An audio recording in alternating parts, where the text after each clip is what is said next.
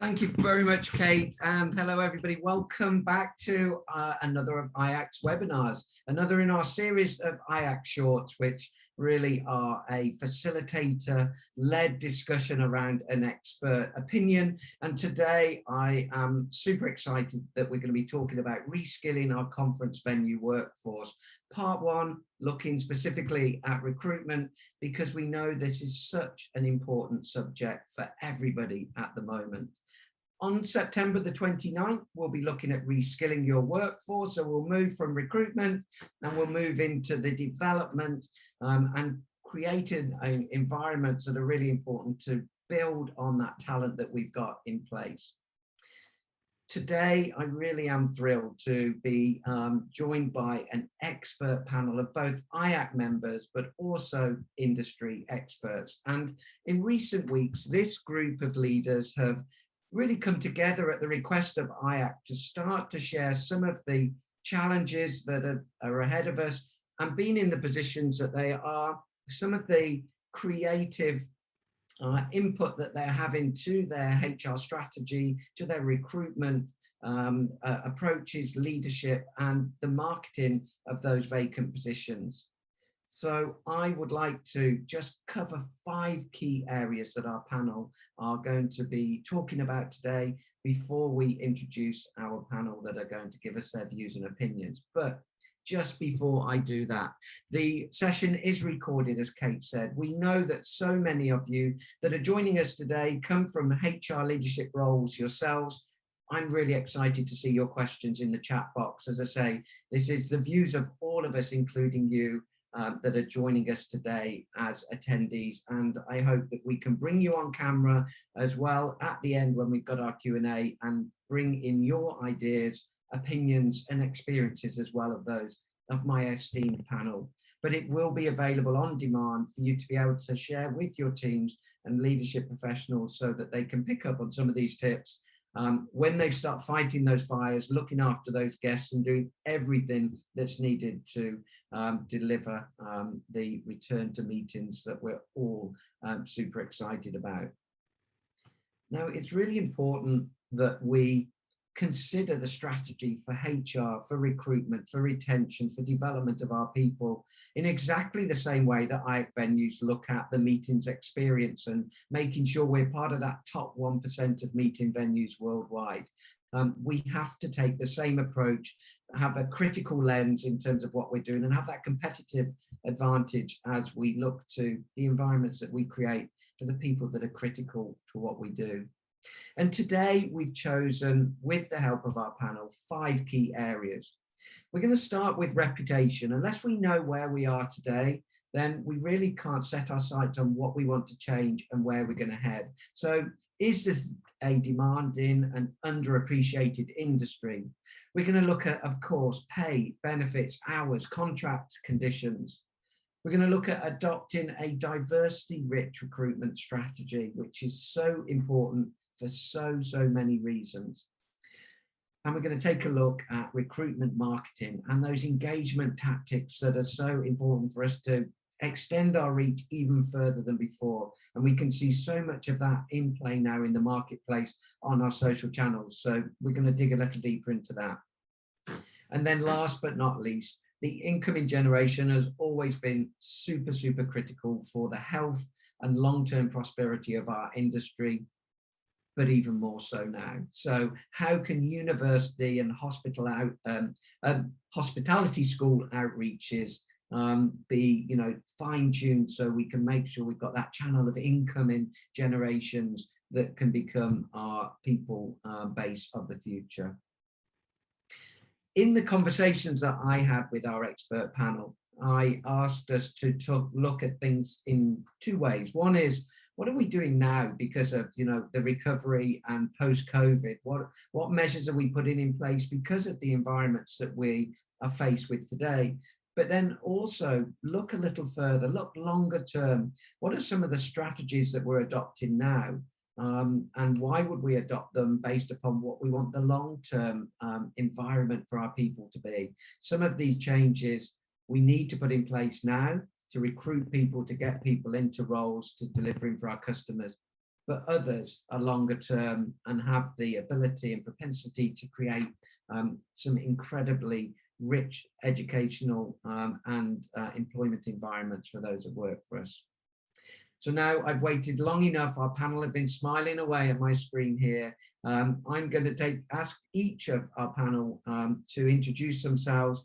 And as you close, maybe just give us a highlight of something that's been great so far in September for you, personal or professional, just something that stands out as being a great moment to make September a good month already. And I'd like to go over to Paris first and ask Magaly Gaudin of Châteauform, head of HR, to introduce herself, please, Magaly.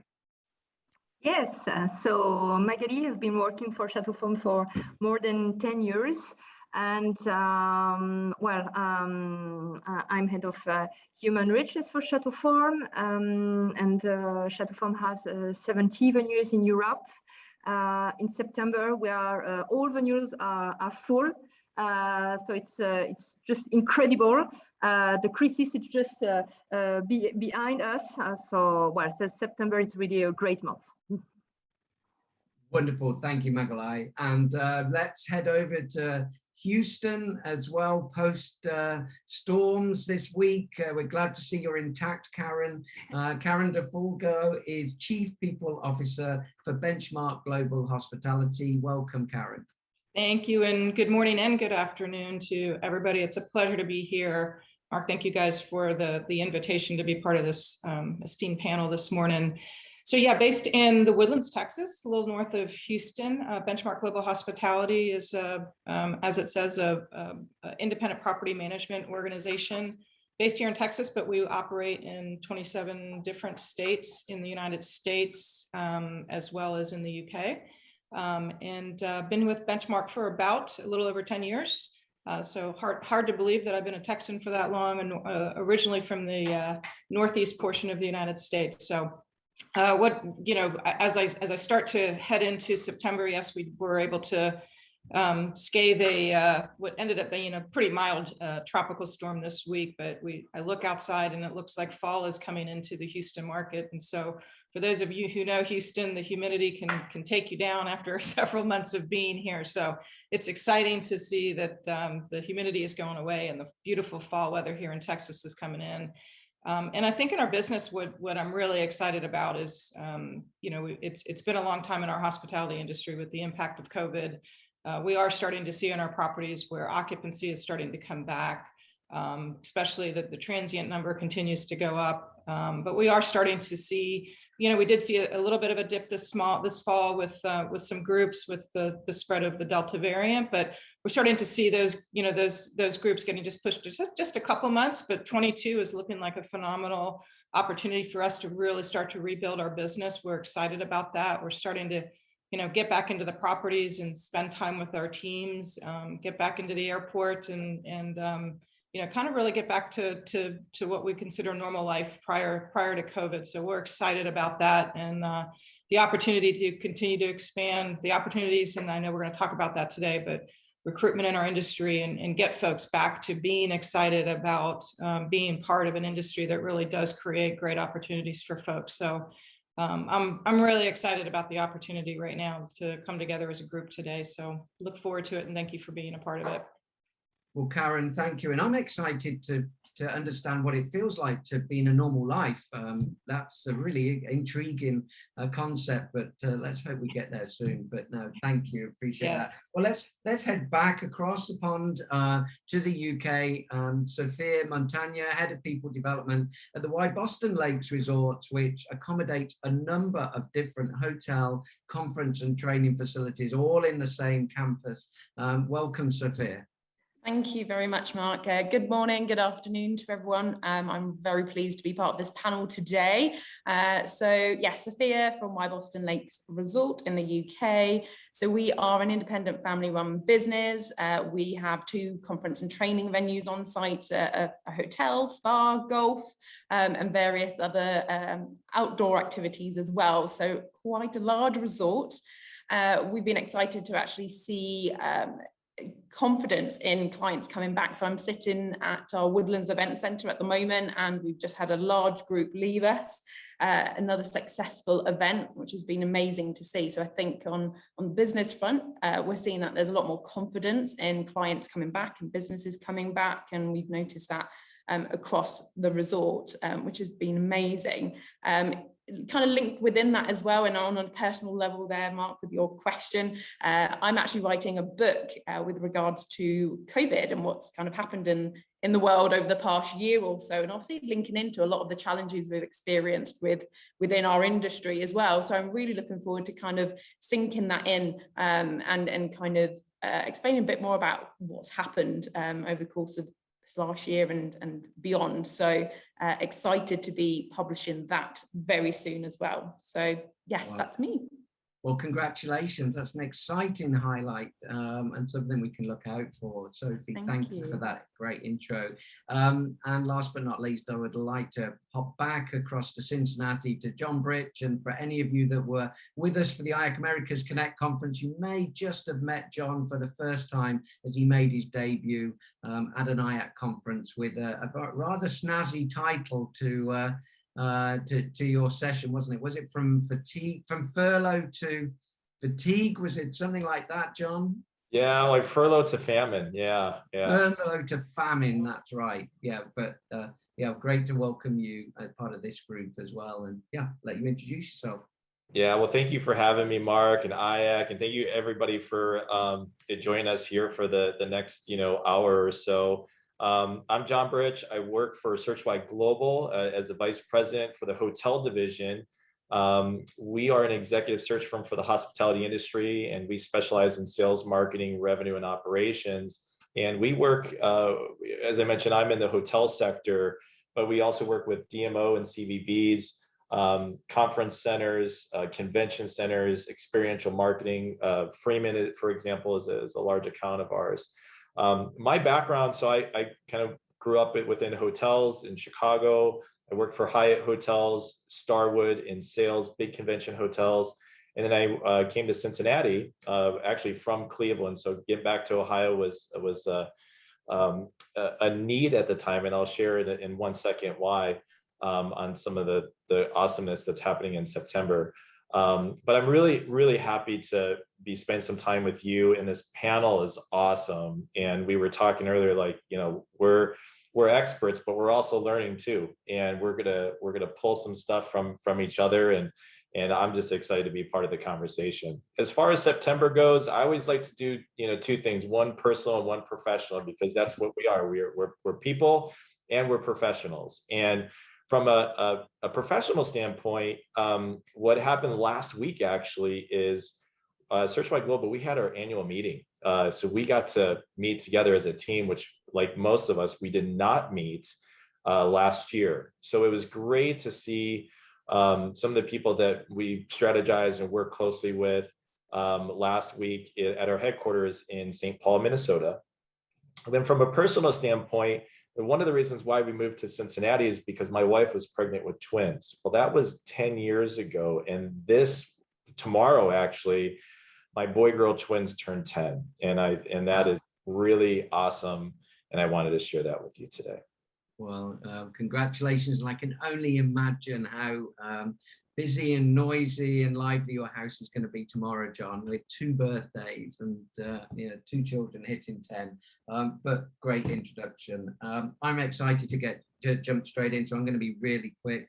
I have the absolute pleasure to be CEO of this wonderful association and be talking to our members around the world constantly, and those that never fail to inspire around anything that we need to do to stand out from the crowd. And my highlight really is that today I got to set foot in a conference centre here in the UK, which opened in the city of Liverpool only last week, and meet the team and see the excitement, that one thing that we used to see in the past, and just seeing that industry is moving on, we're investing, we're opening, we're providing these environments and the people that are going to look after the business events of the future in a slightly different way. But without any further ado, what I'm going to do now is I'm going to just switch my camera off. I'm still here.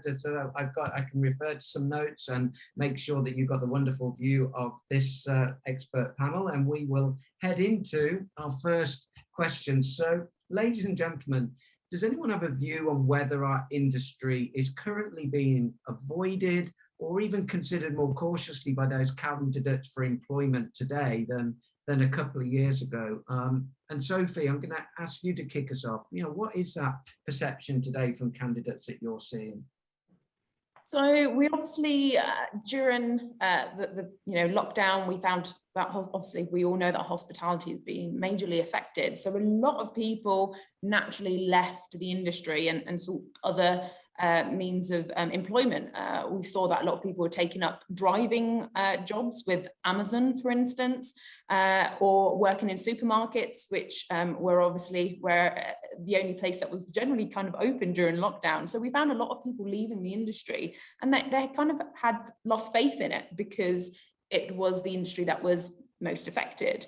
However, I found that the passion hasn't disappeared, and we have found that people have come back into the industry again since leaving, and actually realizing that their passion lies within hospitality, and they thrive off, the whole customer service element within the industry itself and the excitement around it, and their passion for what they did before still is in there deep down. So we found that a lot of people have returned since obviously businesses have reopened again, and they weren't really happy with other workplace environments. So maybe not being treated well, or not getting really that buzz that they would normally have working within hospitality. So we have found that people have obviously come back in, which is amazing to see. And I think we just need to drive that moving forward with a lot of the things that we're going to be talking about today. So there's a little bit of a magnet situation there, something pulling them back towards the industry, having check whether the grass is greener on the other side. Any of our other panelists got any views on that? Yes, well, as I said in my introduction, the 70 venues, the Châteauform venues are all in September and also October fully booked. So it's just a crazy month.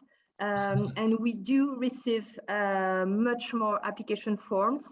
It was not the fact before the summer period. And we do receive every day candidates. So it's a really, really good news. And I think also that we should ask this question to our employees. We should ask them why do they continue to work for us? Why do they choose to work for this industry? Our employees are the best people to talk to the future candidates. It's like our customers. We cannot imagine for them their needs, and I think we should more let our people talk to the future candidates. That's a really good point, because as you talk around those two, I mean, I know it's always been useful to know when, and asking candidates, why were you interested in the role? Or maybe even if somebody comes to the interview and doesn't quite want, it's not quite the right role, we're used to asking that question, but it sounds like we should be asking it more, digging deeper, understanding people's train of thoughts, and then bringing those current employees into the conversations with candidates more so than we would have in normal times. It's more important to gauge. They're really two really good points, Magaly. I'll open it up to others. Yeah, I'll jump in here, and it's great to follow some amazing thoughts and ideas here. But first and foremost, I have not lost faith in this industry, and in fact, my passion, and in fact, everybody's passion here on this call, you obviously have passion for this industry because you're spending time with us and you're trying to kind of get some new tricks of the trade and everything. But for some, we have lost some good people to other industries, and some will find that the grass is greener on the other side, and you know what? That's okay. To bring some of those people that are interested or curious about coming back to the industry that they love, right, or had loved, you really got to tell the story about what is the next 6-12 months look like, which I know is super difficult because we're forecasting and changing forecasts from a business standpoint all the time, because what candidates want to make sure is that they're not going to be furloughed or let go again. So really kind of the ones that are able to tell that story will give them confidence in coming back to the industry, and specifically your company. I love the thought of bringing people that have a great passion that's currently on your team, and the ones that have thrived during. There's so many people that have thrived during these very difficult times, and it's like a site visit, right? When you bring in a customer, you've got certain people staged to really kind of show well. Same thing with, you know, recruiting, and you're bringing somebody into your organization and having those conversations. Bring some of that passion into the conversation. I really like that idea. And then lastly, you know, I remember when we said, hey, let's treat our employees more like guests, but now more than ever, we have to treat them like family, and really put our best foot forward to their growth and success. John, I think I take that. That's a really important stance, you know, to take. And you've said this before, I know, in our conversations. And one point that was made recently in industry press was, you know, is there any way that hospitality can make itself an attractive workplace once more, or will we forever be stuck in the impressions of low paid, hard graft, and little reward? And you're making that point so well, that, you know, hospitality needs to put energy into looking after its staff now more than ever. Needs to double up on anything it was doing before. And I know we're going to hear from some of you about what you're putting in place and how you're turning that concept into action. But, you know, just along that theme, Magaly, I know Châteauform, I've known you as an organization for a long time, you know, as an owner operator type organization. You have some really interesting approaches to having venue hosts and having conference nannies. You've always done things a little bit differently, but you've got an alternative word to human resources that you use. And I'd like you to talk a little bit about not just what that is, but what lies behind it. Yes, the human riches. Human riches. Yeah, because, well, we do not treat our employees, and we say talent within Châteauform. So we do not treat our talents as disposable resources, but as human riches to be protected. And to do so, we ask all leaders, all managers, to act as a servant leader. Servant leader, it means for Châteauform to give our talents all tools and the good environment to success. So we really care about our people, and people care our customer.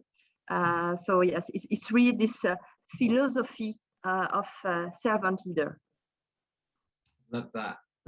Well, it's a really nice way for us to close out on question one. I'll take this opportunity just to say that if anyone's got any questions at all from our, our audience today, around any of these key areas and questions, drop them into the chat box. We're keeping one eye on that, and we'd love to share some of those questions with our panel. But I'm going to head into our second area, which is, one view of human resources might be that people are there to be consumed. Like things like 0-hour contracts, staff goodwill, giving time in lieu rather than salaries. And I know it's harsh, but what approaches should be taken in the future to provide an attractive balance of pay, contracts, and benefits packages? Does it need to change, and does it need to change radically? Karen, could you kick us off with just what your view is on this, and maybe some of the things that you're doing differently? Yeah, I think this is a great question to come off of just the dialogue that we were having. And the one thing I will say, and I think Sophia was talking about it, which was, a lot of folks I know here in the States, when the massive furloughs were happening, did jump to organizations that they typically weren't working for, Amazon, the Walmarts, the rates were high, and they did what they needed to do to take care of themselves and their families. Certainly understandable. What we did find, though, is a lot of those folks who did go work for those organizations are starting to come back, and their feedback to us was it just wasn't the same. Number one, yes, the rate of pay was there, but the full life cycle of the employee experience was missing for them. And so even though they were not going to get paid what they were at those larger organizations, to them, what was more important was that full life cycle experience that they had. And I would say that across the hospitality industry.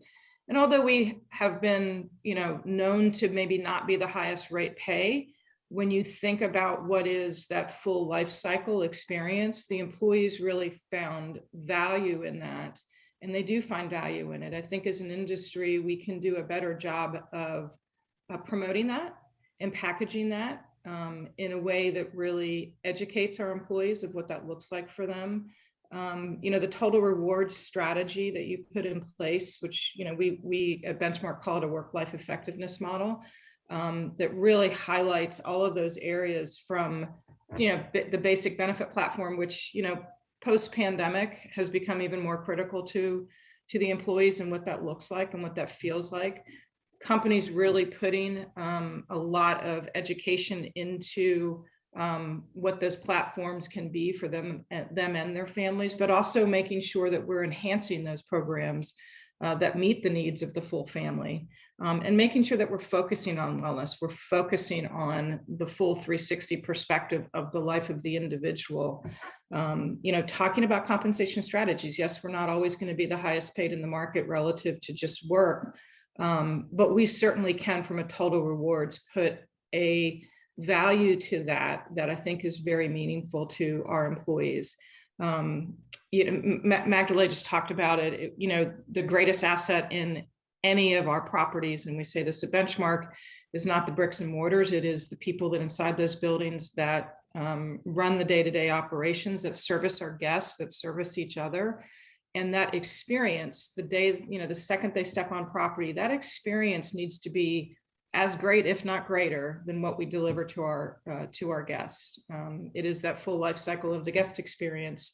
Really happy employees, passionate employees are going to believe and be able to deliver that great experience for our guests.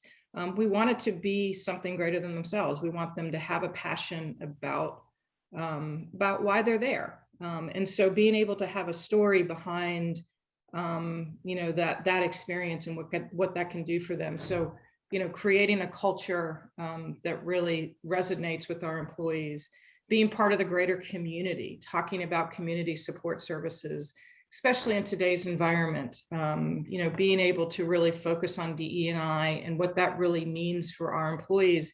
We are probably one of, if not the most diverse industries in the world. With the ability to create opportunities from very entry level. It's one of the industries where folks can come in from a training and development standpoint and start at a very entry level position, and over their life of their career become a senior executive within the industry. And that, I think, is a story that we can deliver to our employees, where they can see a vision for themselves and they can see how they can actually develop a life for themselves and their families through the element of the hospitality industry, but they do it with a passion.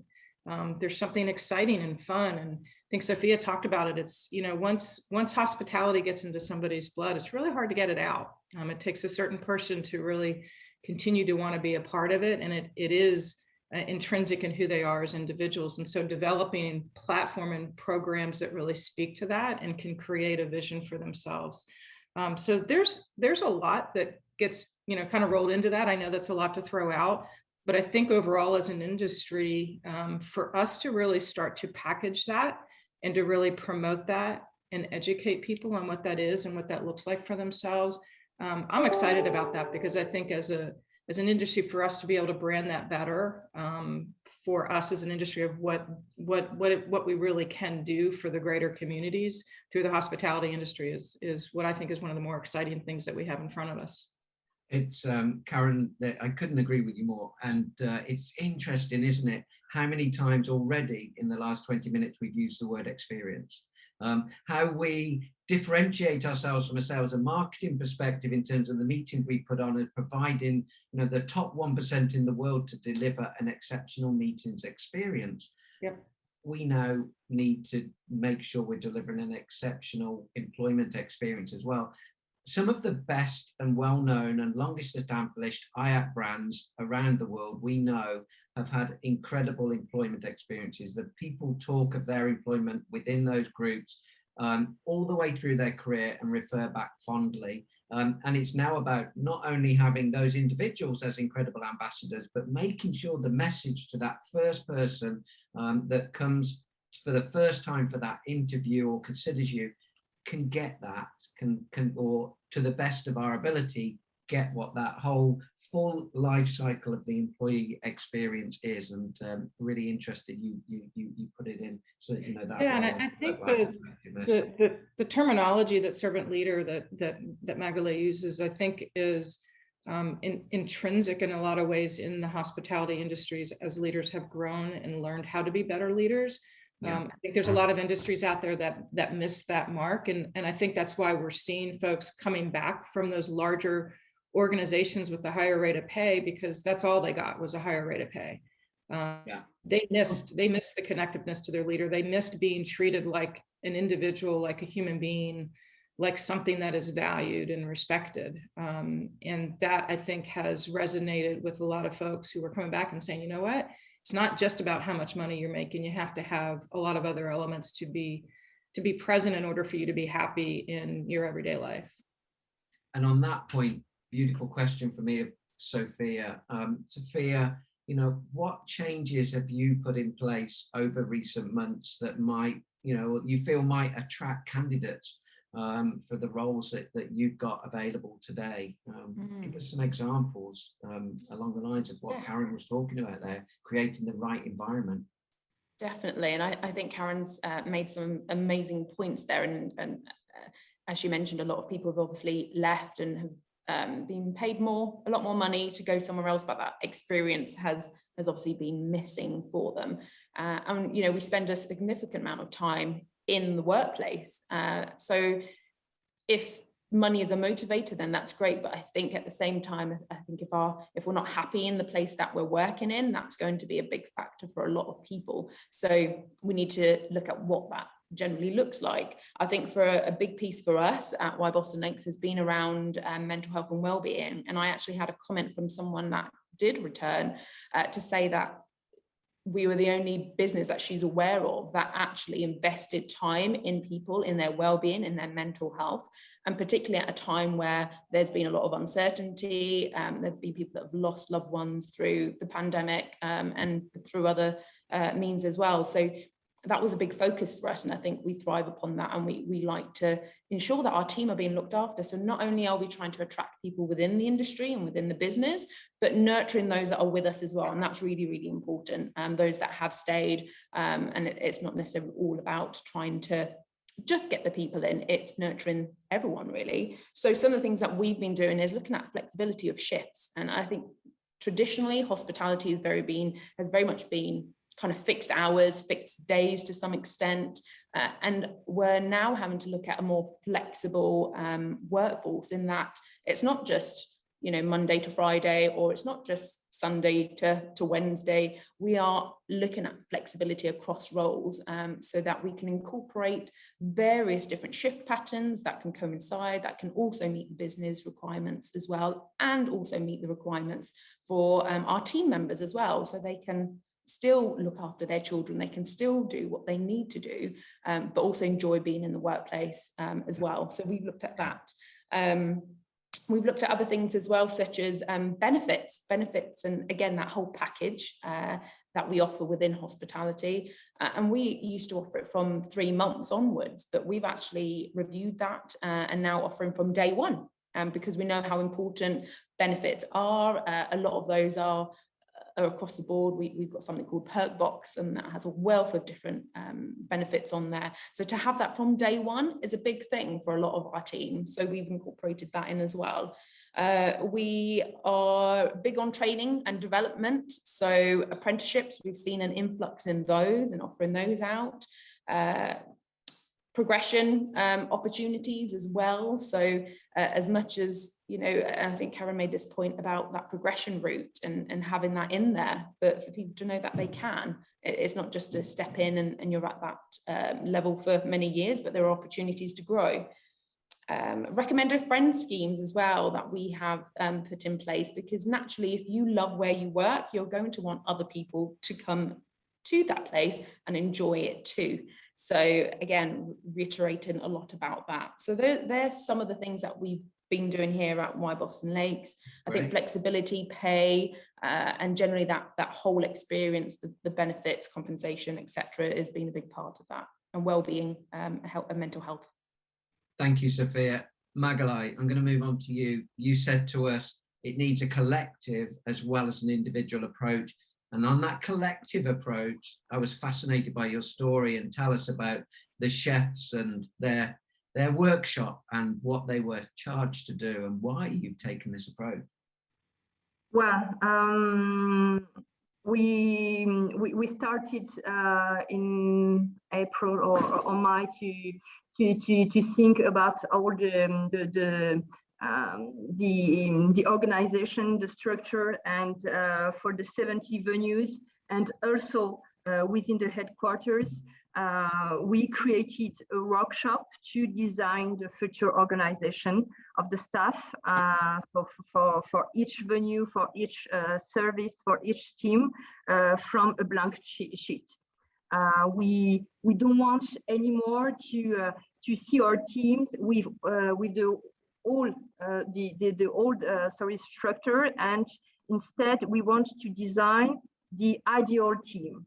And for that, we ask our existing team, so it's a really participative workshop, to design what would be the ideal team, the ideal organization.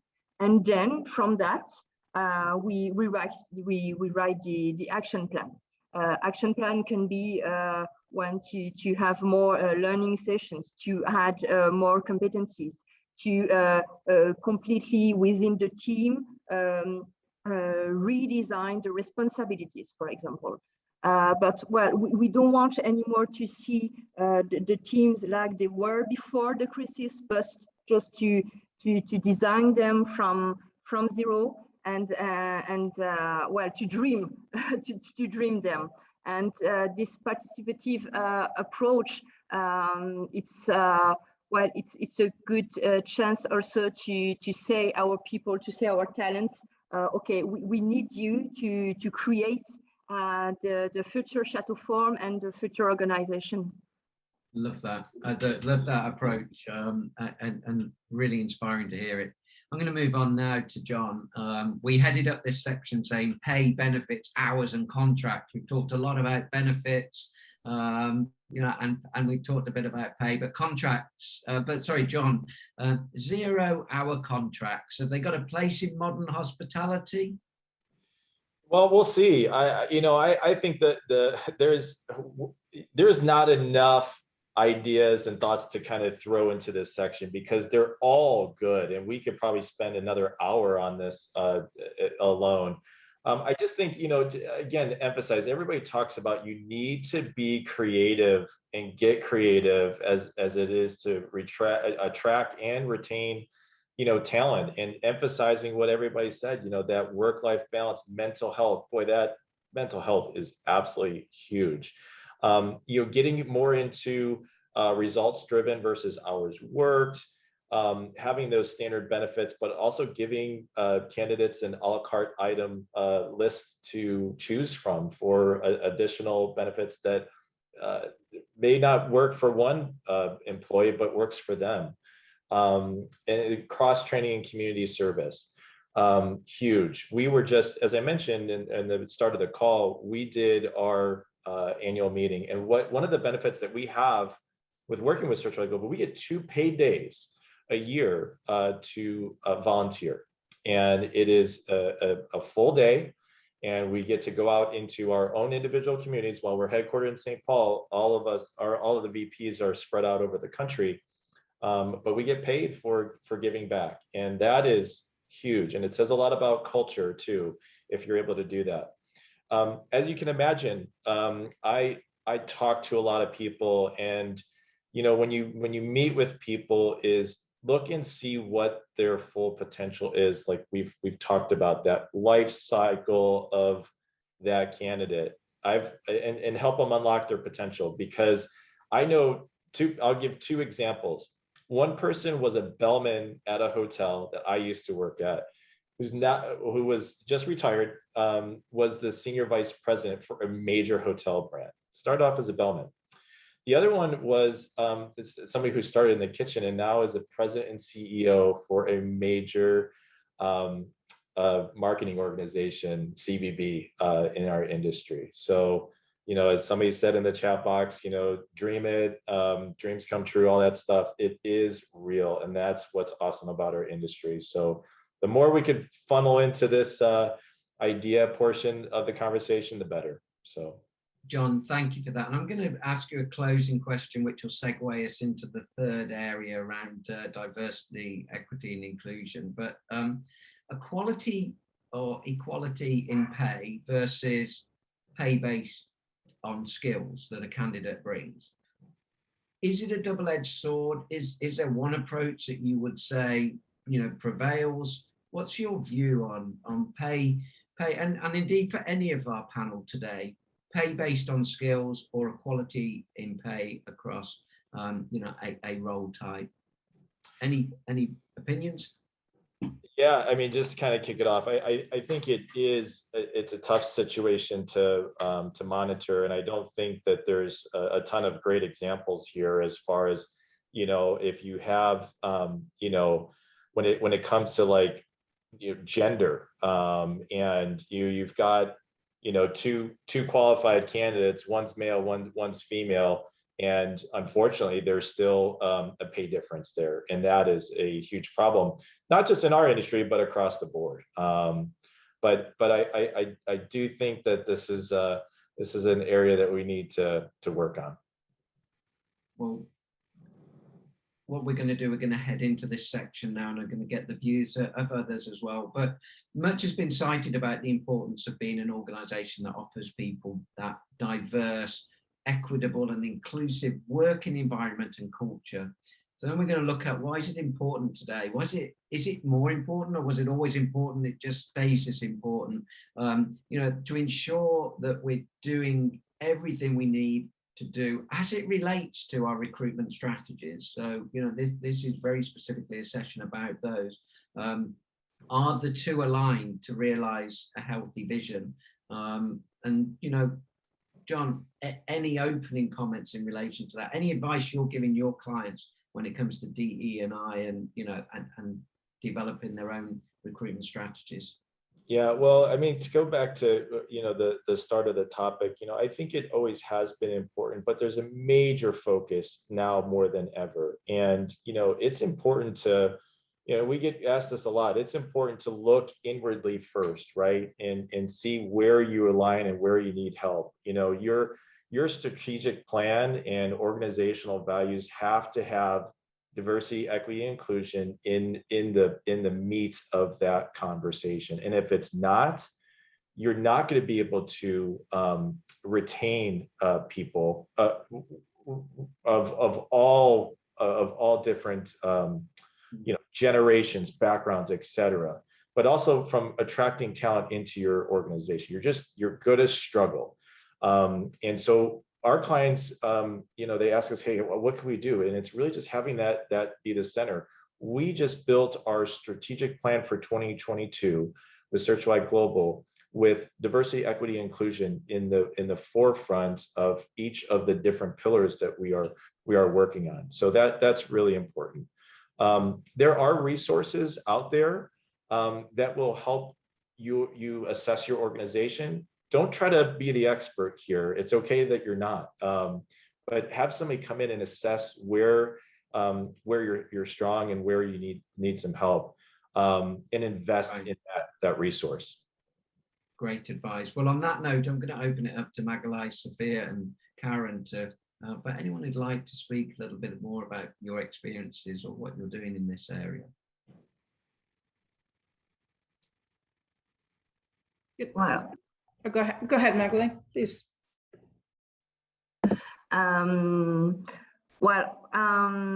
Pay based on skills, art or soft skills, and development. Well, it's a virtuous way to let people give their best. But I think also that, and it's what I said before with this servant leader philosophy, I think that leaders should have a bonus on their management, recruitment and learning actions, and diversity also actions, as well as on guest satisfaction, of course. And then, well, turnover will result. But let's focus our leaders on the development of their teams, of each individual. So it asks, I know it's not easy. It asks leader to have time to do that, and to adopt a proximity approach, to give them more time to really manage their team and lead them. That's great. I think, I'm not sure if that was Karen or Sophia who was just Karen. I think you're yeah. So no, thank you, Mark. And some really great points were made, I think, around, and I completely agree with the fact of whether it's always been a need, or is it just something that's developed. And I think it's always been a need. I think for us to, especially in the hospitality industry, to open our eyes to the reality that maybe we just haven't put the focus on it the way that we should have or could have in the future. But for where we are today, it has become even more of an opportunity for us to really highlight. And I think the one thing on the positive side of it, I think the industry is one of the more diverse industries out there, with the ability to have opportunities from the ground up, with a multitude of different representations, both on male, female, and relative to the demographics that we represent. I think the challenge that we have run into and continue to have to overcome are, as we get higher in the ranks of management, those demographics and those diversity numbers tend to fall quite significantly. And I think it's a multitude of a couple different reasons. Lack of really putting the training and development behind that element for folks to really grow in their career, for them to see themselves in that. A lot of folks, I think, need to have the opportunity to have advocates on their side to develop them into those senior roles, and the confidence to be able to do that. And I think that's something that, we at Benchmark are really kind of focused on, really putting programs in place, even if it's just basic language skills, things to get people over their hesitation and their confidence level of where they can see themselves going. I think the other thing is to be able to have advocates, I'll talk about, really just the gender inequities that exist, but just between male and female, when you see that coming out of the schools, coming out of the hospitality schools, if I have my statistics wrong, please correct me, but I believe that it's really about a 60-40 mix of female versus male. So 60% female and 40% male coming out of the hospitality schools. So when they're getting into those entry-level positions, that's what you're really seeing. But when you start to get into the department head and the senior level roles, that there is a significant flip between male and female. And in fact, as it gets into the more senior roles, really in the, senior executive at the property level, GM, field, home office, corporate level positions, those statistics fall very significantly. I sit on the board for Women in Lodging and American Hotel Lodging Association, and it's been something that we have been focused on, really, and actually really rebranding what we've been doing for women in the industry and calling it now Forward, which is Women Advancing Hospitality. But really, how do we put programs in place to develop women into those more senior roles? And some of the challenges have been the industry needed to change a little bit, right? So women found themselves unable to continue to be available for their more senior roles, because as they chose to get married, have children, that work-life balance wasn't really there. They're really, the industry wasn't centered around and focused around the ability to create opportunities for women to continue to develop their career while still having families. I think there's still that bias where it is, sort of that white male,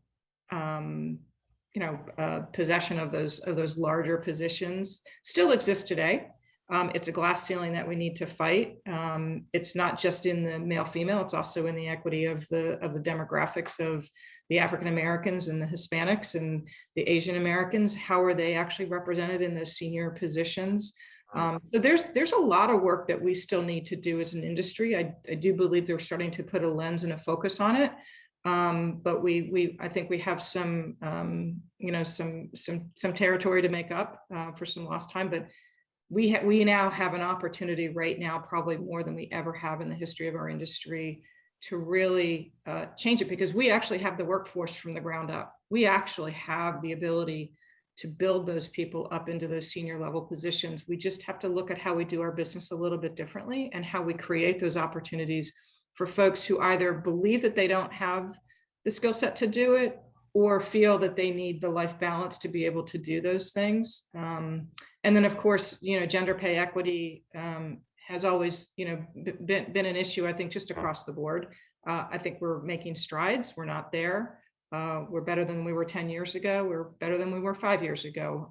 We're still not there, and we do need to get there. And I think as an industry, that's probably one thing that we could probably really focus on from a compensation standpoint, is to make sure that at least that box we're checking off, and we're doing right. And it's just now about creating the path for the opportunities in that DE&I world.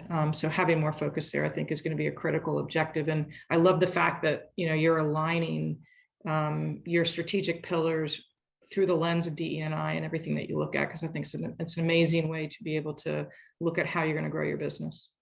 Well, a couple of thoughts on that, Karen, and linked to what John was saying as well before. It is, having that focus at the recruitment stage is critical. There is material and there are, programs out there that we can turn to get data, to get help, to be able to do it. And as we look to the next webinar that we have, which is more around developing diverse leadership, we can talk about some of the things we can do in there to make sure that career path for those individuals. So I'm looking forward to that conversation in 2 weeks' time as it really relates to developing people. But you're absolutely right. It's the recruitment opportunity that's never been this big since the end of the Second World War. And so it's now our time to adjust the imbalances. And we won't get this opportunity again for maybe another 10, 20, or even 50 years' time to make a big difference now as part of a deliberate recruitment strategy. Thank you for all of those points. We're going to move now into our fourth question, which is, we've seen this massive explosion in adverts, and we're seeing it on LinkedIn, we're seeing other approaches. So I charged you as a panel really with that question. We see firsthand this explosion on LinkedIn as an example, empty posts strangling the recovery. We have heard evidence of having to just close the door and not be able to take more business because we can't deal with it effectively. Can we share as a group some of the tactics for recruitment that you've put in place in the last 6 months and the results you've got, good, bad, or indifferent? Magaly, I will start with you, with Châteauform. What are some of the things that you put in place that have worked for you? I can talk about two examples. The first one, we decided to state in our job posting what makes the difference to work for Châteauform. And we wrote, for example, short travel time. You certainly, as candidates, live less than 15 minutes away from one of our venue. Working for Châteauform, it's a nice working atmosphere, to work within a nice working atmosphere. Châteauform is a company where you can bring your own personality. It's a job within you can and hummus there. And it's also a job that makes sense. We exclusively work for guest satisfaction. I already talked about that previously, and not for shareholders. And it's a really big difference. So, well, we wrote these words in our job posting, and we saw that we had, and it's the fact in September, we received more candidates who are looking for values, and what are the Châteauform values. So, well, yes, it's a good thing. And the second example, we worked, and we still, in partnership with local employment agencies, and we invited them, and it was not the fact, and it's really the first time we do that. We invited these agencies to visit our venues, so they better understand our culture, our values, the fact that we are guest oriented, and so they have more tools to better talk to the candidates. There's some great examples. I'm going to make two comments. One, first of all, we're going to take this conversation right up to the hour. There's no questions coming in the Q&A, and we've got lots and lots of great ideas coming out here. So we're just going to carry on up to the hour, and we're going to pick up on the last one, question 5, about university recruitment, as our first topic of our session in 2 weeks' time. But I'm going to stick on question 4. First of all, I'm going to go to Sophia in a moment to talk about the video concept as what that you've been using. But first of all, I want John's view on what Magaly just mentioned there, which was, getting the agencies to really understand the culture of the venues and the venue group, so they can go on and sell it better to candidates. Are you seeing this?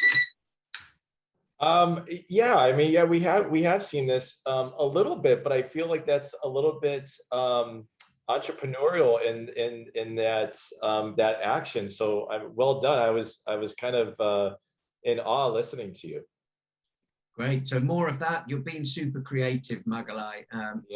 Good to hear. Sophia, in our closing point, tell us a little bit about how you're moving into that digital recruitment strategy, which I really like the sound of that.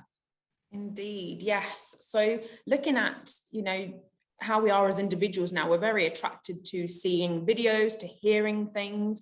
We've kind of gone past the stage of reading lengthy adverts and generally reading, a lot of people are listening to podcasts now on the way to work, or in general, they want to hear, listen, watch. So we thought we would obviously incorporate a bit of our recruitment strategy around the video concept. So for us, we are in need of chefs, as I'm sure many other employers are as well, but we thought it'd be great to actually record a video with some of our chefs within the different venues here at Wyboston Lakes, and for them to actually share what it's like working for us. And people like stories. They like to listen to stories. They like to hear what it's like to work in an organization, what benefits they might get, and actually see the environment as well. So there's nothing better than actually seeing the actual kitchen that you would be working in, seeing the head chef or the executive head chef. So that was really key for us. And it was great to actually get that out there. And we've obviously had interest through that as well, which has been amazing. And I just wanted to touch on a bit around the agency front as well. We've actually worked really closely with our agencies too. And we're finding, due to the flexibility, the agencies are getting quite a lot of candidates that are sitting on their books. So we are now working together in getting those temp to perm opportunities through as well. So they come through on a temp basis through the agency. They will then see, witness and see what it's all about, and hopefully enjoy that, and then naturally then move into a more permanent role. So we're seeing that that's actually opening up a lot for some of our positions as well. So that transition from temp to perm. Well, on that basis, there's nothing more heartening and encouraging for all of us on the call today to hear about, not only your ideas, but you're putting them into practice and you're getting results. And you have been so open as a group today, and we've covered so much ground in 60 short minutes. I'm going to take this opportunity now to say, on behalf of our attendees, of which I've seen some notes coming up, on behalf of IAC, thank you to Magaly, to John, Karen, Sophia, for being so open, sharing your strategies, and you've just made an awesome group. I'm excited to guide us in a couple of weeks through in the next session. And ladies and gentlemen, thank you for staying with us. We have hit the hour now. Have a wonderful rest of your day on this fine Thursday, wherever you are in the world, and tune into IAC Shorts in 2 weeks' time. Take care, everyone.